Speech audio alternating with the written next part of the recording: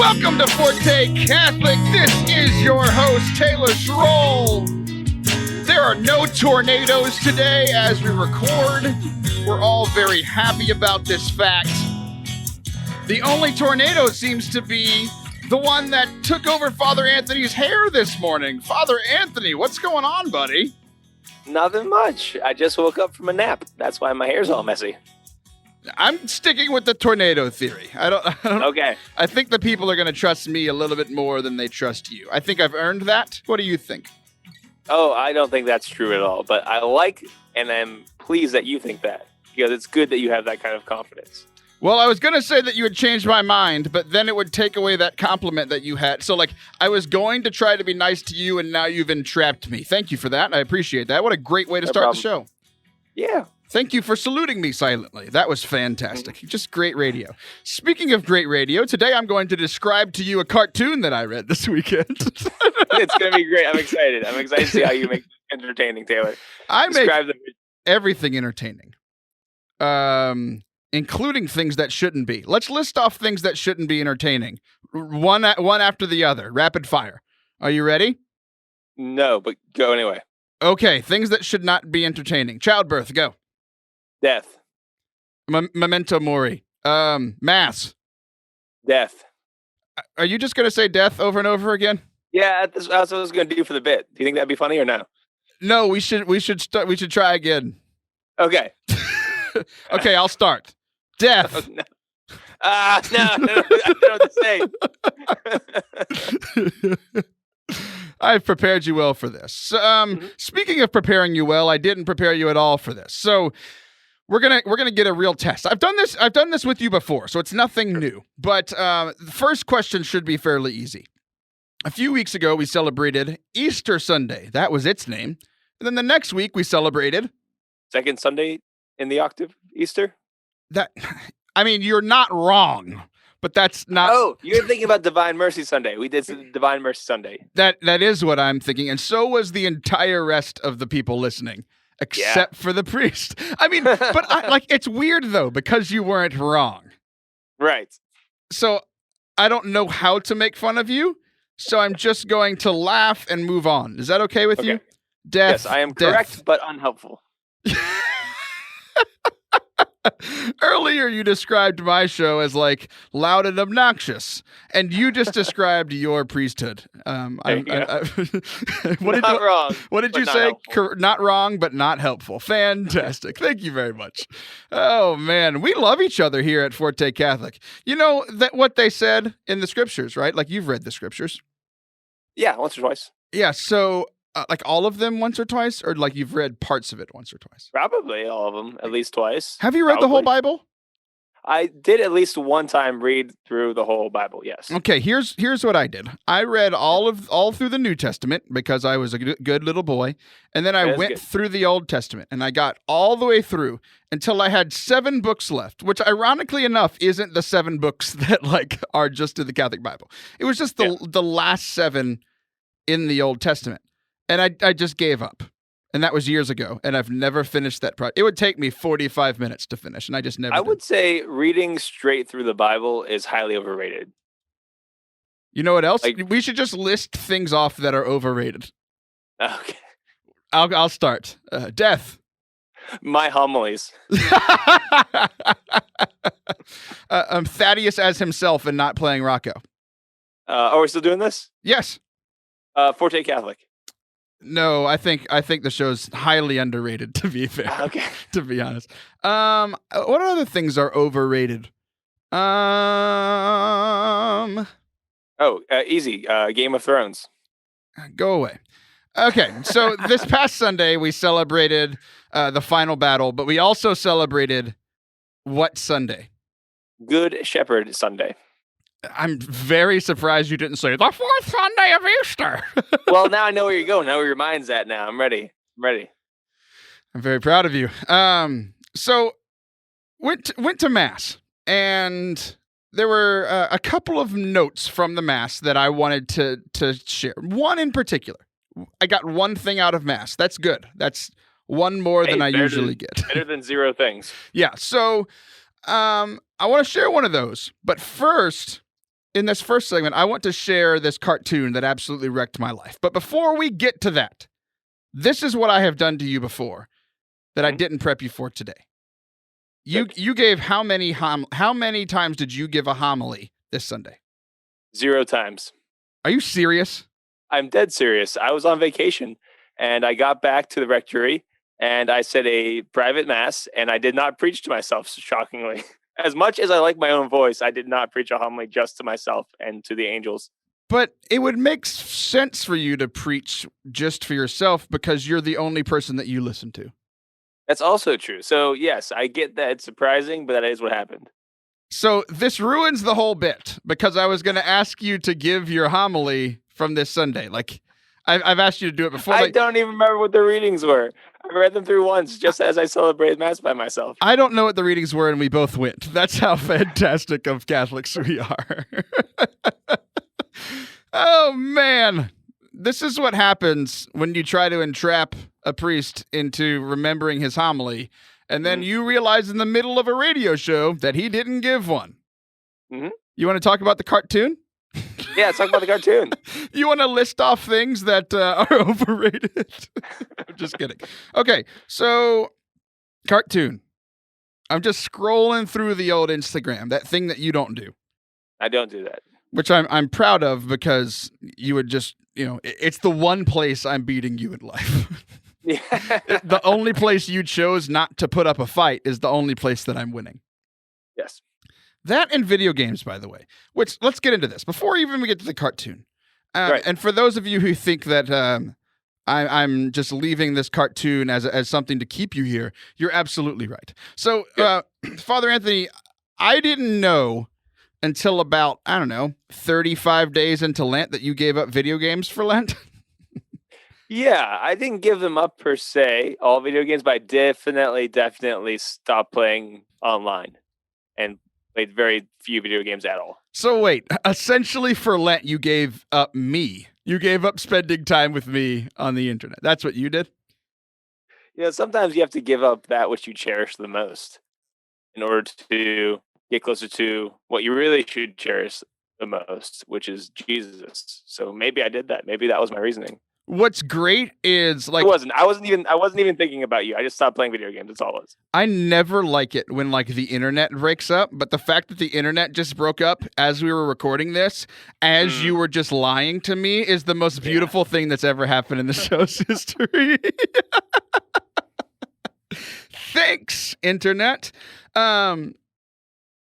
So you gave them up, and then this weekend you were like, "Hey, Taylor, we should play video games tomorrow together as like our reunion for the first time in like 3 months of playing video games." And then you ignored me that whole day. What happened there? Let's see. I was loading up the game and then I didn't see your text and I just started playing video games with other people.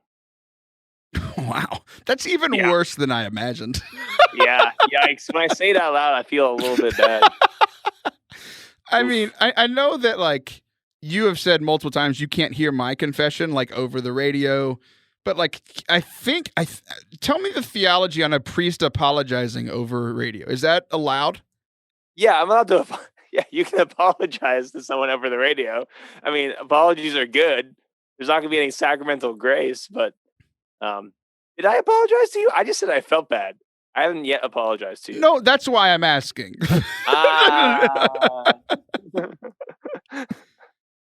Taylor, I'm sorry for not playing video games with you. Wow, I'm thank you for apologizing. When you paused, I literally thought you wanted me to go on. Like, I literally thought that you weren't going to apologize. That was a dramatic pause. I didn't want to be too long. But that was my dramatic pause. Like, oh, Anthony's getting serious right now. Father Anthony's getting super serious. He paused. Is that how you do it? It works much better in homilies when you can see that I'm not talking on purpose. Over the radio, the dramatic pause doesn't work so good. That's my bad. Well, I can see you, and it didn't work for me. Okay, to this cartoon. Let's actually get there.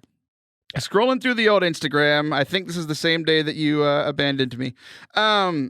It's a humanoid sheep. Do you know what what does a humanoid sheep look like in your mind? Like a sheep that has human characteristics? Yes. So it's like it's like sitting in a lawn chair. Are you picking it up? If you're understanding, then the people are understanding. Okay, yeah. For some reason, it has a television. It's outside with a hill in the background. And there's I don't know why it's so old timey. Like there's a television that is it's wider backwards than it is like wide. Right. So it's like it's not like a flat screen. It's not like a HD TV. It's an old fashioned box TV. Right. So it's outside and it also has a plug coming out of it, which doesn't make any sense to me. Like, where is it plugged into? But it's on. That's the main point. As I'm looking at this, I'm realizing that it makes less and less sense. The point makes sense, but this whole scene makes less and less sense. He's got a laptop computer in front of him. He's also reading a magazine that says sheep on it. So I guess it's like People magazine, but for sheep. Oh, that's definitely what it is. That's clever. I like that. There are books on the ground. There is an old-timey radio playing, and he has headphones on his head, and he's wearing shades. Have you ever tried to read a book while wearing shades? Maybe on the beach? Question mark? I don't know. That seems like a silly thing to do. It does seem like a silly thing to do. But then again, this is a picture of a humanoid sheep, so why do I care so much? Right. Okay. You just roll the punches at that point.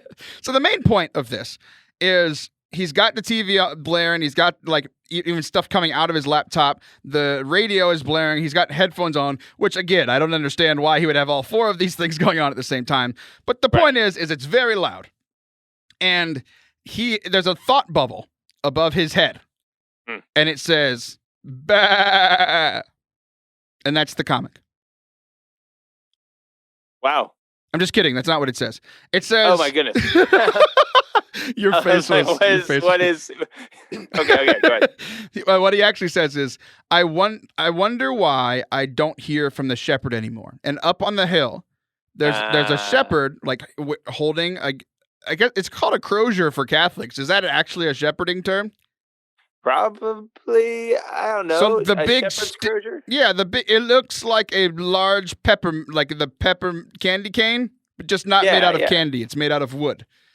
So he's calling out, and the sheep doesn't hear him, and the sheep's like, why don't I hear the shepherd anymore? And it's very obvious why he doesn't hear him. So Father Anthony, you explain it to me. Why doesn't he hear the shepherd?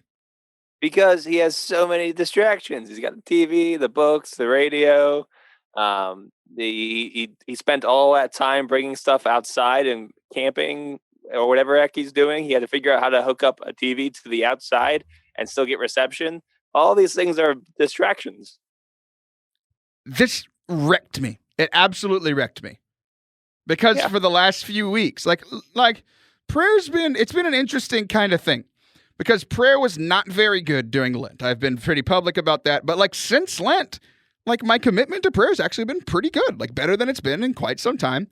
Spent some time every day doing my Bible studies and the Pray As You Go app and all these kinds of things. Like it's been decent. It hadn't been great. It hadn't been terrible. But even with all that said, there's still been a ton of times where like I don't feel like I've heard God in a very long time. It's like God, like I'm talking to you, but like I've been waiting for you to talk back, and it hasn't happened. Like he hasn't said anything back to me, and I'm like, why not? And then I saw this, and I went, oh, why am I so broken? You're not special in that you're broken. I think all of us struggle with these sort of things. Great, I'm broken and not special. You're just so pastoral. Yeah, no, that's good. Sometimes I think we make our own brokenness, our own struggles, we make them super dramatic because we get very excited about how broken we are. We actually, because we're so weird, we take pride even in our own brokenness, which is a very silly thing to do. So that's my way of kind of saying, hey, no, it's okay. People struggle with this sort of thing. So I'm not trying to make a big deal out of it. I'm just trying to get radio content out of it. What does that say about my soul? Well, that's a whole nother spiritual problem right there. Okay, but like legit, I'm always, and it's weird. It's like too much of a good thing. I'm such an auditory learner. Like it's weird. I've been trying to actually read a book. Like Father Anthony, I can't do it. Like I can't. I could listen to 2 hours of podcast and almost recite it back to you.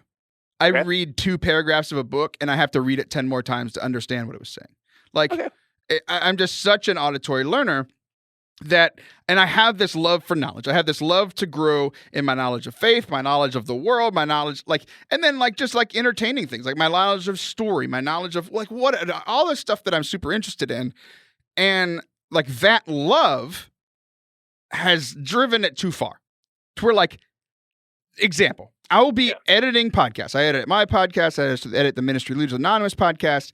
And like, if the computer is taking more than, like, I know there are certain processes when I'm editing that the computer just needs to, like, I hit a button, the computer needs to work for like a minute by itself. Right. If I'm not having another podcast playing on my phone during that minute, like I'm going crazy. Like that amount of silence is killing me now. And it's this weird thing because, like, I'm such a completionist. Like, I need to get through everything. Like, I'm working. I need to get through this podcast so I can get to the next podcast. And then I need to get through this book so I can listen to the next book on Audible. Like, it's driving me to just get so much more done that the silence seems pointless. And yet I know it's hurting me. Help. Yeah. Oh, man. Yeah. So I think when we're doing stuff like that, even when we're like, a lot of times we don't use bad things to distract us from God. A lot of times we use good things. Like all those things you said, all those things you enjoy are good things in and of themselves, right? But a lot of times we use even good things to distract ourselves from God. So the question is, I think the question you need to ask yourself is, why am I doing that? There's kind of like some of the schizophrenic sort of thing that goes on in the spiritual life where, yes, we desire to hear God. At the same time, there's a fear of what he might say. So my suggestion, as we do mild spiritual direction via podcast, is there something you're afraid he's going to say to you? Why am I afraid of going into the silence? Try to explore that. Why am I looking for distractions? What do I feel when I enter even into those few seconds of silence before I turn on the next podcast? Why is there anxiety there? And try to bring that to God. It's a difficult thing because, like, it's hard to think straight and hard to examine ourselves when we're panicking like that. I think maybe that's the key to figuring out what the heck is going on. Does that make sense? Yes. And to answer your question, there is something I'm scared that he will say. So here's what I'm going to do about it. I'm going to go into some silence, and we call this silence a commercial break. So whenever we come back, we're going to be talking to Allie Hoffman. I love Allie. She's been on the show before. It's a blast. And yes, I'm making a joke, but also, for those of you who are yelling at me right now, I'm actually going on a 5-day retreat next week. It's my yearly retreat. I'm very much looking forward to it.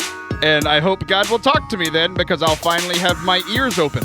All right, don't go anywhere. We'll be right back with Allie Hoffman.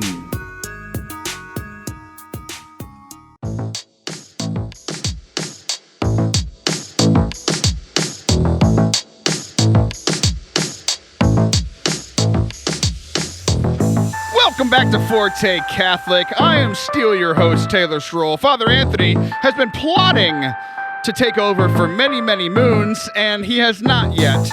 Until he actually takes over the moon, he will not take over the show. Once that happens, we know that the end is near. Like that comes from a revelation, which we've talked about for the last few weeks.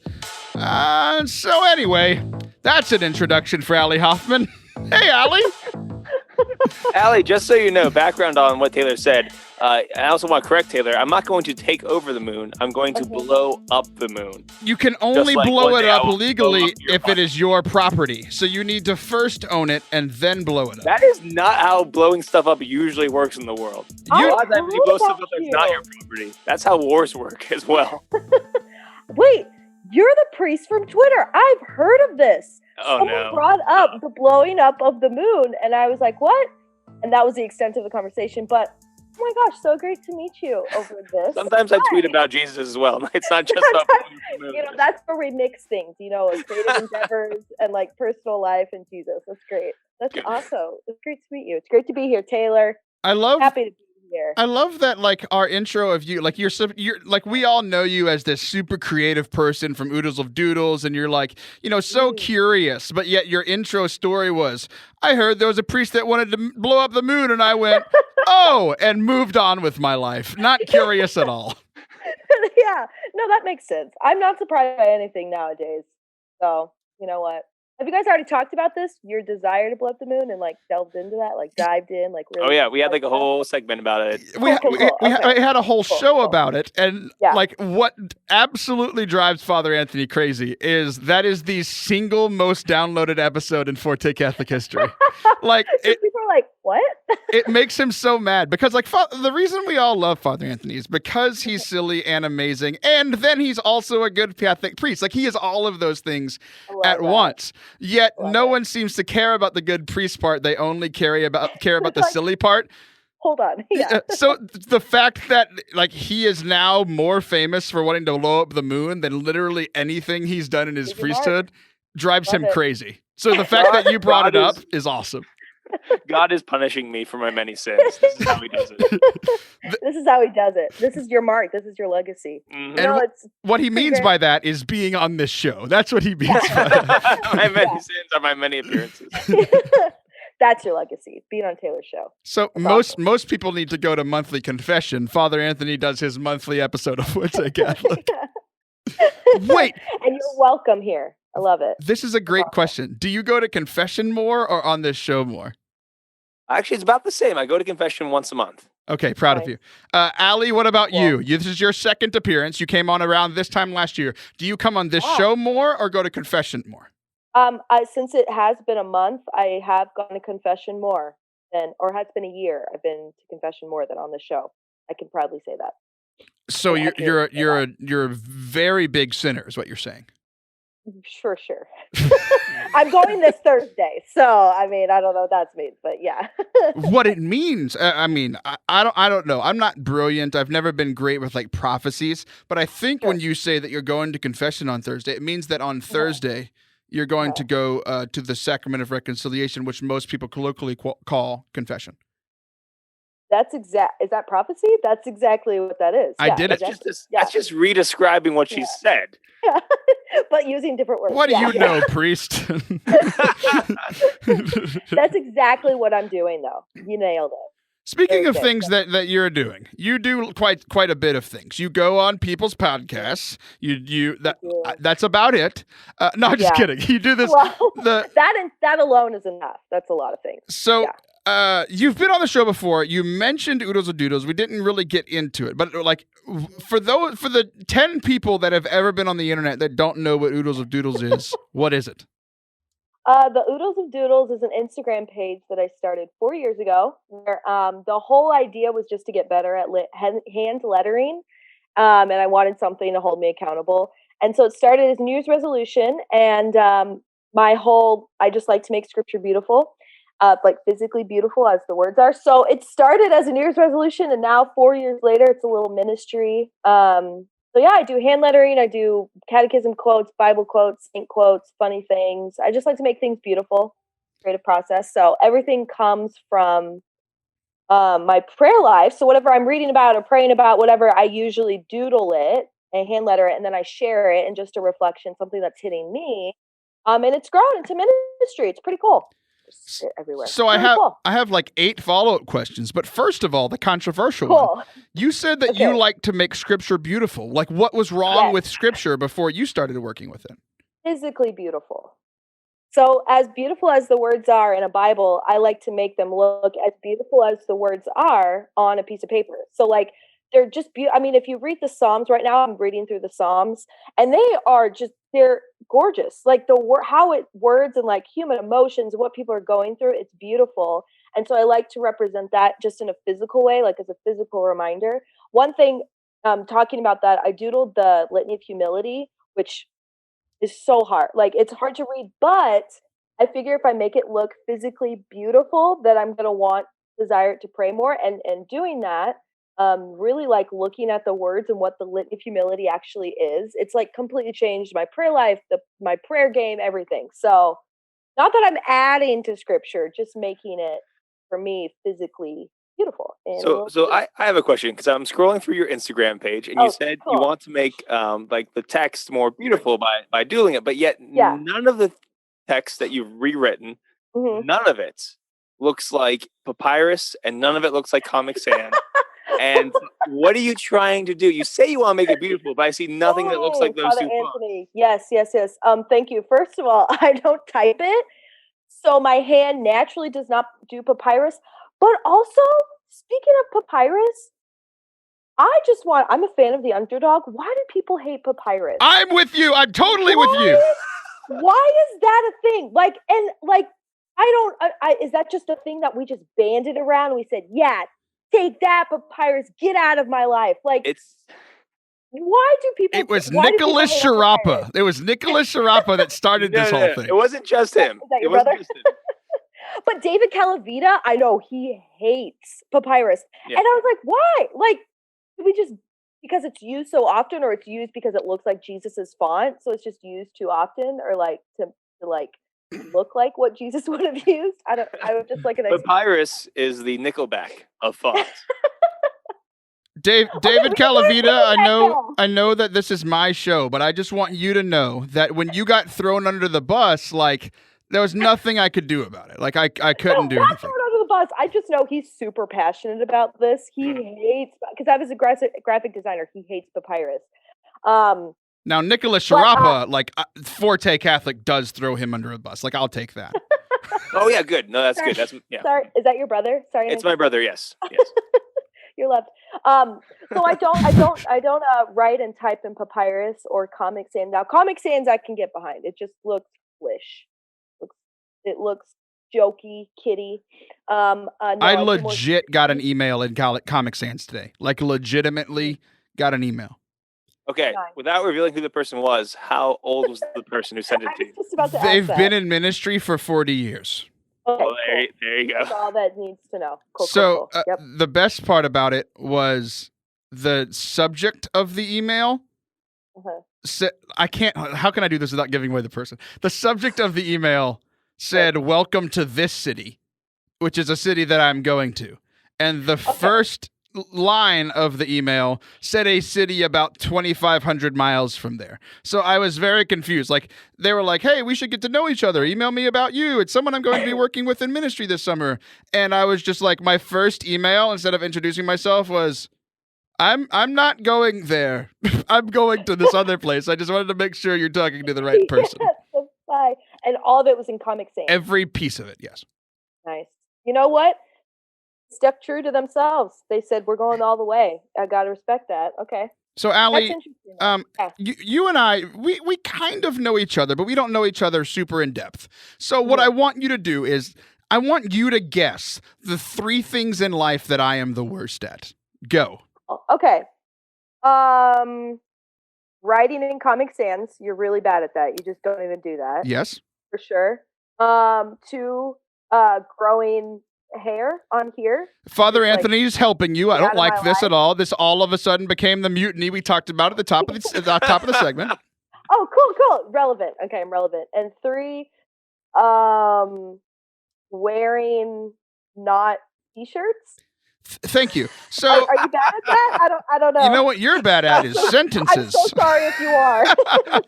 So what's great about literally right before this interview, the general manager of the station was in here, and literally he's the nicest man in the world. And every time he leaves, he's like, "Oh, don't worry about," it's his studio and I'm using it, right? And every time he leaves, he says, "Oh, I'm going to get out of your hair." And he means it genuinely. And every time I am super offended. And then Father Anthony just wants, Father Anthony does it on purpose. He's just punching me with his words. So you the first thing that you mentioned is actually very true. You said I'm bad at writing in Comic Sans. I'm bad at writing anything. I am so bad at art. All of my art skill got put into music, and that's it. I can't write legibly. I cannot write legibly. So what I thought was very funny. You thought it was minorly funny. I thought it was honestly one of the funniest things I've ever did. There are these things called Instagram Live, Father Anthony. I know you're not on Instagram, but the best part about Instagram Live is I can go live and somebody can start watching and commenting, and then I can invite them to co-stream, like to like me and Allie could do one together, right? It's fun. So Allie goes on to like teach these 18 billion people that she has following her how to doodle. And I just go in there and I'm commenting over and over again. It's me and like 600 ladies. And I keep inviting myself to co-stream with her. And she kept like, Allie's like in the middle of her thing, like trying to be super positive. Candle. Sure, yeah.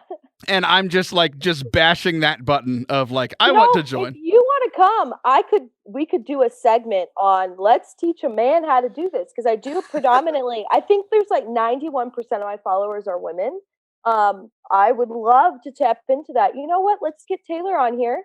Let's just see, just feel it out, see what you can do, what your artistic ability is, high, low, wherever it is. We could set that up. I bet your followers would think that would be adorable to have Taylor on. I think it'd be excellent content. You're trying. I had my dad on one of the Instagram lives and I was teaching my dad and they loved him. And they loved because doodling with dad. I've never met your dad, and favorite Hoffmans in my life, you are one, he is 1A. Like, I love that guy. Oh, my dad is my favorite person in the entire world, for sure. And my mom. My dad. Sorry, Mom. Hopefully she doesn't listen. We'll send this just to your dad. I think you inviting me on would be like the battle to end all battles of the sexes. Like, you would just prove once and for all that you win. So we'll talk later about whether I want to be responsible for that or not. So, but let me know. The other thing that I want to talk to you about in regards to what you are doing creatively is I was stuck in this makes it sound bad, but I just happened to be stuck in an airport for hours and hours and hours while you were doing one of these lives and posting. So I was like, stalking you like I do to people. So you were on this, it was a few weeks ago, you were on this whole kick of like people reaching out to you and they were discouraged in their creative endeavors. They're like, I'm trying to draw things or I'm trying to write a book. I'm trying to do a radio show or whatever. And people aren't following me and Allie has 18 billion followers. So like, why should I even do this? And you shared the story of you getting this started. So let's do that. Like from where you started and why you started this, you already mentioned was just you wanted to practice doodling to where you are now, where this is a huge ministry for you. Like share that story a bit. And what do you say to people who are trying to do something to step out of their comfort zone, to try to do something creative, to try to answer God's call, but they can't yet? Mm-hmm. I think a huge thing is intention behind things.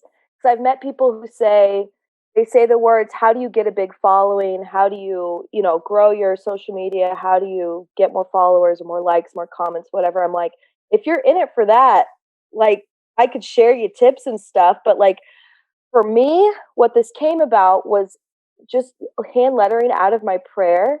And I've noticed like in my prayer life, like in my personal relationship with Jesus, if this is an overflow of my prayer life, then praise God. And I think people are drawn to that and the beauty of it. And so what I encourage people to do, I'm actually starting to do like kind of a mentorship one-on-one with people to try to help them. Like if they think they have a creative thing or they don't know, like just feel lost and like, I have this artistic ability, don't really know what to do with that. I want to do something with it for God. What does that look like? The first question I ask is, how's your prayer life? How's your personal prayer life? More than just a mass on Sunday or daily prayer or daily mass if you go. But because I really honestly believe like the world doesn't need more people out there to get a following. The world doesn't need more people to just have a platform just because I want to be seen. I want to be heard. The more people, I think the world needs more people on fire for Jesus, and they need people who are honestly just in love with Jesus. And I honestly believe like through this, it's mystified me because this was never my intention to create this. And I think like the Lord has just shown me through doing this and through sharing like ups and downs, because my prayer life isn't perfect. My relationship with Jesus isn't perfect. I go through times of desolation and consolation and, anxiety and stress and depression and like these high, like consolation periods, but just sharing openly and honestly. The conversations have now turned to, how do I start a prayer life? How do I encounter Jesus? How do I do this better? I'm like, if this is what the Lord's wanting, then awesome. And there's this one talk that I've heard recently by a pastor named Christine Kane, who is from Hillsong United, or who's from Hillsong Church. And she was talking to a bunch of worship leaders, creatives, and her whole thing was gifting versus anointing, and that there's a lot of people with a lot of gifts and a lot of talents. But the difference is when you're anointed or when you're a deeper calling more than just you're good at something, that brings about conversion and freedom and healing, what the Lord wants to use. And I think like if people ask me, how do I start using these gifts? How do I start doing this? First of all, I say, what does your prayer life look like? Are you spending intentionally every day, starting with 5 minutes? If even that 15 minutes a day and building up from that, and really just leaning into the Father and leaning into what he says by reading scripture, by going into the word of Jesus and like reading his life and his heart for people, the Lord will show you and will lead you on a path that hopefully will use your artistic gifts. And I always think like if the Lord were to take everything away, if suddenly Instagram was gone, if suddenly like this ministry was gone, how's my relationship with Jesus? Because that's really what matters. And if this is a fruit of that, then praise the Lord. And I always say too, the Lord is really interested in your heart and what and your love for him more than what he wants to use you for. And so I think that right order of things, and that there's some days where I just have to step away from Instagram and the social media world because it does, like, it can consume me. I'm not a super person. I'm not a saint. Like I'm not, and so to be able to prioritize that. And if I am intentionally, I have to always check my heart and check my soul and check my spirit. And like, am I in this for likes? Am I in this for comments and how many people follow me? And if that's right, then I have to step away because this is not the purpose of my life, is to get a big following. The purpose is to love Jesus. I don't know if that answered your question, but I'm really big on what does your prayer life look like? Like, how are you connected to the sacraments? Are you going to confession? Are you going to the Eucharist? Like, what does your heart and spirit and soul look like? What's fantastic that you don't know is that our first segment today was about how my prayer life isn't very good and how I often do things for the show. So I think this is it. Wow. I think we're done. I think the show is over forever. Wow. And by forever, I mean for the next 3 minutes or so while we go to commercial. But before we do that, Allie, how can people find the old Oodles of Doodles? A great question. You can go on Instagram, the Oodles of Doodles, and it's only the Oodles of Doodles because Oodles of Doodles is already taken on Instagram. Jerks. So the Oodles of Doodles, or my website is alliehoffman.co. If you want to go there, but yeah, I'm mainly on Instagram. So. Awesome. Well, hey, thanks so much for your time.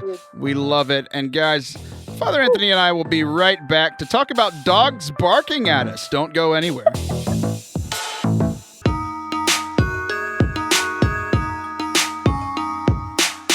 Welcome back to Forte Catholic, where Father Anthony is just dancing up a storm. One of these days, I'm going to record this video without telling them. Like, all of my co-hosts have learned, both for funny reasons and the hard way, that I record literally everything they say from the moment they get on the call until, like, literally they leave. So, like, a ton of stuff that I record that doesn't go on the show. That's why we have patreon.com for all the things Father Anthony forgot that I was recording, but I actually did. Patreon.com/Forte Catholic for all things bonus. Okay, here we go. Let's test you again. Okay. This last Sunday was what Sunday? It was Good Shepherd Sunday. It was Good Shepherd Sunday. So in our first segment, we talked about not being able to hear the shepherd because our lives are so loud. And when I say we, I mean me. And then last segment, we talked to Allie Hoffman, which ironically enough, she connected like perfectly to what we were talking about. And like I would love to say it was on purpose. Right. And then we're going to keep talking about this whole shepherding thing. So you said you went to Mass, which I'm very proud of you for, but you don't remember the readings. Do you remember anything from the homily you heard? No, I didn't go to Mass at all. I celebrated Mass by myself in my chapel. That's right. It was just you. So I read the readings out loud. I did do that because I feel like I should still do the Mass parts all the right way, even though it's just me and the angels and saints and God and stuff. So I do know that the reading was about Jesus talking about being a good shepherd, ? He's got less confident as it kept going. Wow. Like, you know, like it's funny because like you said mass, but like you saying that sounds like a person trying to convince their youth minister that they went to mass. They're like, oh, it was Good Shepherd Sunday. What was the gospel about? Gospel. Jesus talking about being a good shepherd. Yes, Timmy. Now, what were the readings? Oh, I don't know. Yeah, you didn't go to mass, did you, Timmy? No. No, sorry. So I went to mass. I don't remember what any of the readings were, but I do remember this one line from the homily because I took a note on it in my phone, which is something that I didn't do all of Lent because I didn't have my phone on during Lent. But now, finally, once again, I can use the mass for content on my show because I was able to take a note during mass. Are you ready for this? The return of Taylor's note-taking in mass. Do you think it will be worth it? I think it's good. I'm also wondering, why did you bring like a notepad to mass? That's ridiculous. Why would I do that when my phone is all of those things? If I'm preaching and I see someone just pull out their phone, that's going to be like insulting to me. Well, Father Anthony, I know that you don't want to hear this, but mass isn't about you. Right. Correct. Very correct. Moving Good on. Job. Proud of you for that.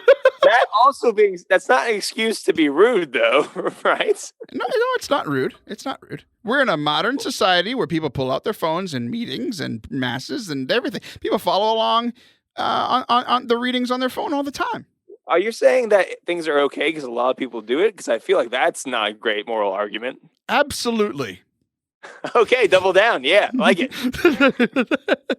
Okay, so this is actually a great segue that you're doing accidentally because you're calling me out on something that's stupid. But at the same time, I'm not hearing it, which like has been an ironic theme throughout the time because we said in the earlier segment that like the only person you listen to is yourself. So you're giving great advice, and then you realize that it was for you.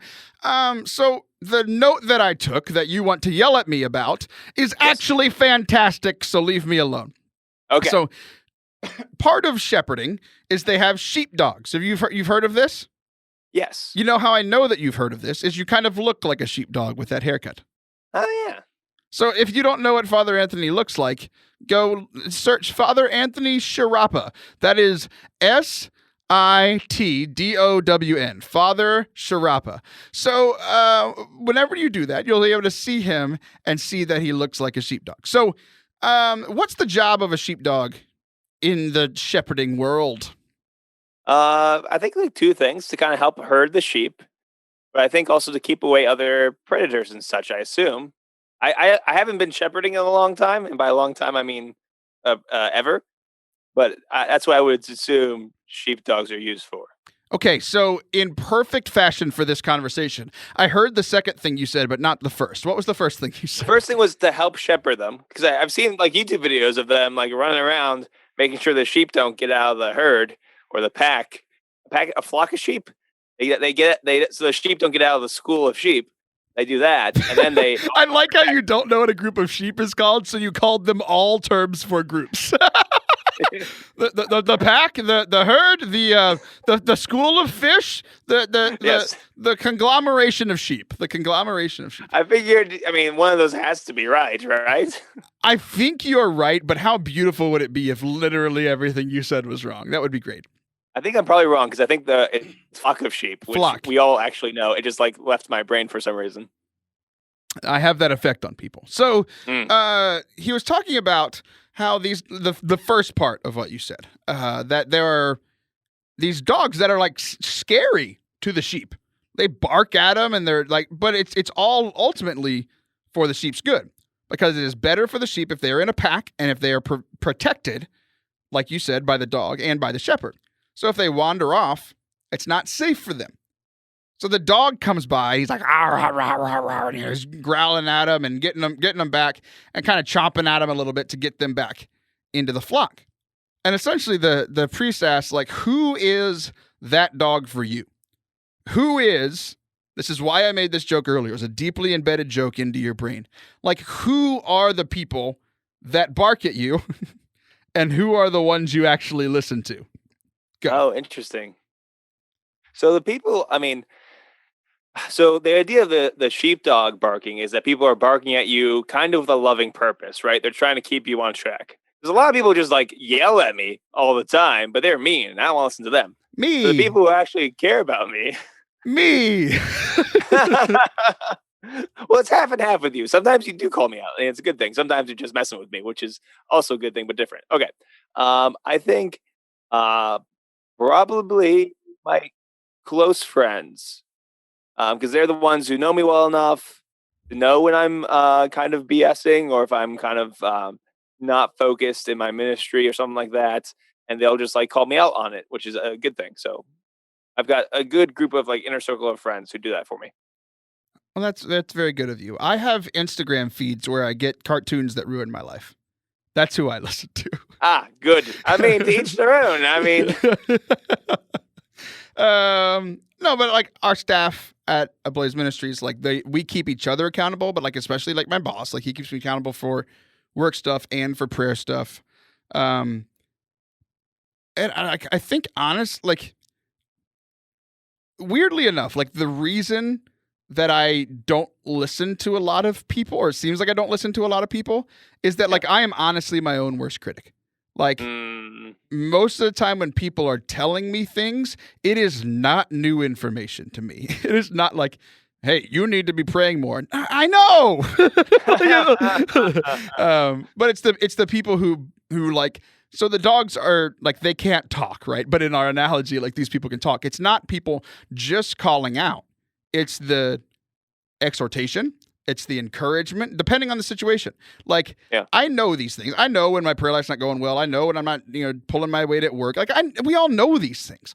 But it's the people who are able to, like, who know the difference between the right time to call you out, the right time to encourage you, the right time to just, like, guide you back into the flock of loving. Like, there are so many different ways that can happen. And that's what I love about living in community. And it's also what I love about, like, having people who are my mentors, right? Yeah. And I think though I want to critique your critique of how you critique yourself. You follow that? Not at all. I just broke. Yeah, good. So when we say we're our own worst critic, that doesn't mean we're a good critic of ourselves. I think very often when we say we're our own worst critic, what we're really saying is that it's very hard for me to see any value in who I am or what I do. It might not be for you. That is not true for me whatsoever. I only see value in me and what I do. Everything I touch is gold. Right. But I think there's like a fear and a bit of pride in that. Really? You think so? Yeah. Because if I critique myself right away, if I beat myself up, if I punish myself before other people can, then I kind of like dodge a bullet. But the problem is maybe I don't deserve to get like beaten up for a small mistake. Or maybe or like there's the saying that if you have yourself for your spiritual director, you really have Satan for your own spiritual director. The idea is that you can't. I am Satan. Good. No, I knew you were going to go with that. I knew. Well, I went with it because it's what you said. Yes, right. let me explain that little saying. What that means is when we're our own director, we will not do it well. Not literally that we're Satan, but we're kind of falling into one of his traps because we tend to be terrible directors of ourselves. So this is all to say, if we think we're our own worst critic, therefore we shouldn't listen to other people, I think there's a danger in that.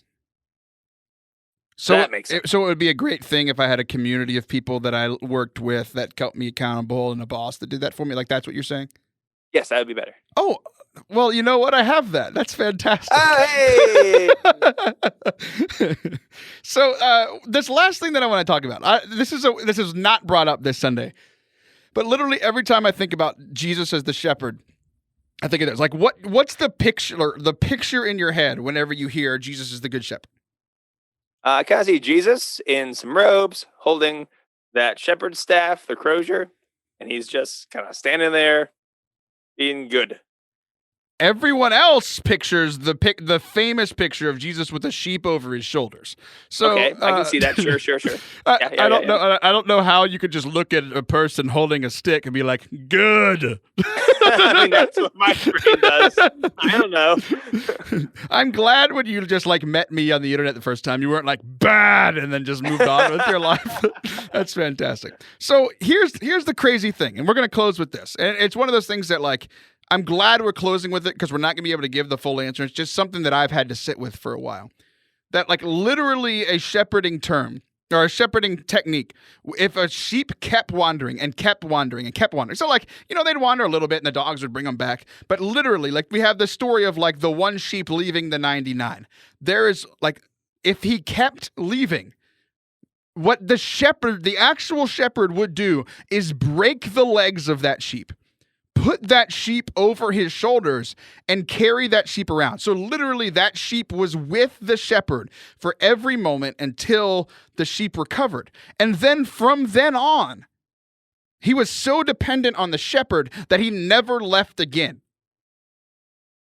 So like I've had to just think about that because like that is that picture of Jesus. Like we come with our brokenness, like whether we're breaking our own legs or he's helping a little bit. Like that's the part I've had to kind of sit with for a while. Yeah. But like we need to hear the voice of the shepherd. And if we are wandering, we need to even more be spending time on his shoulders right next to him because then we won't leave anymore. I love that imagery and I've had to sit with it for a while and I hope people sit with it this week. Any final thoughts from you, Anthony? No, I think that's good. Yeah. Spend more time with Jesus, I think is what we're trying to say. That is the message here. We did it. I'm so very proud of us, but mostly proud of our own shaggy dog, our own sheepdog, Father Anthony Sharapa, trying to keep me in line, keep me in the flock. I'm very proud of you.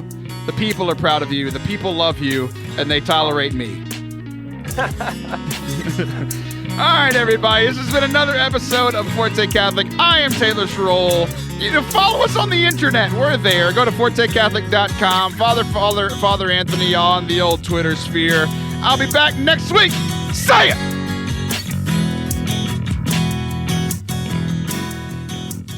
Father Anthony, I'm really concerned that you haven't made any friends yet. Are you okay? Me too. I'm a little sad.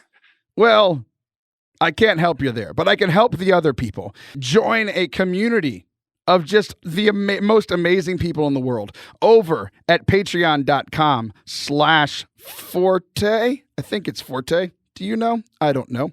Patreon.com/Forte Catholic. That's how it goes. I'm, like you said earlier in the show, I'm a professional. Yes. And I know how to do things. So there's all kind of bonus content, things that we didn't have time for on the show, things that we literally couldn't say on the show because Taylor would get fired. That's all over at patreon.com/Forte Catholic. If you want more Father Anthony, and if you want to finally help him be a friend, you can pay for that privilege at patreon.com/Forte Catholic. Please help me feed my children.